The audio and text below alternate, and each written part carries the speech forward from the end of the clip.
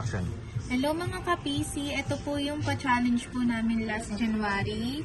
From January 30 to 31 na chest drawer 4 layer. So 2 days challenge siya para sa recruitment. So ito po yung mechanics niya. Yan, magkakaroon po tayo ng raffle to all recruiter and new recruits from January 30 to 31. So kailangan mo lang mag-register ng recruit ng January 30 to 31 at kasali ka na sa raffle.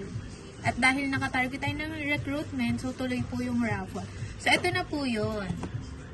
Ito po yung mga na-generate namin na list na recruiter at new recruit.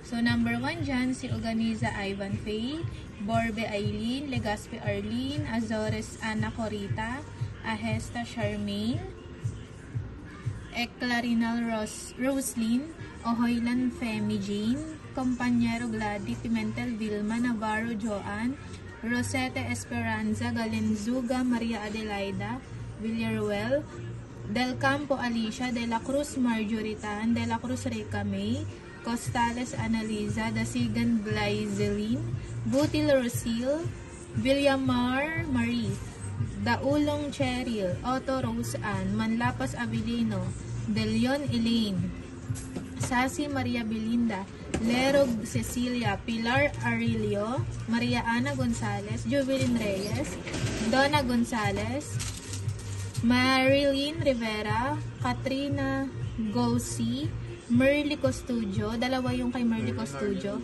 Anaceta Subil,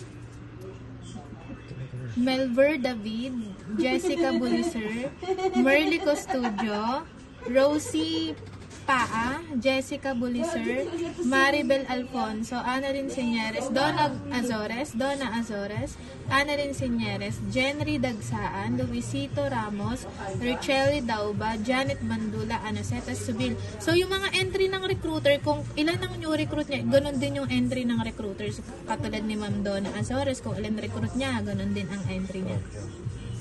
Okay, so ito po yung list.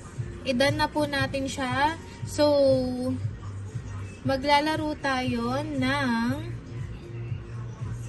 paunahan na bibe. Kung sino yung mauuna na bibe, siya ang makakakuha ng chest drawer cabinet. Okay, so start na po ba natin? Paano ba ito i-start? Paano ito i-start ito, Seth?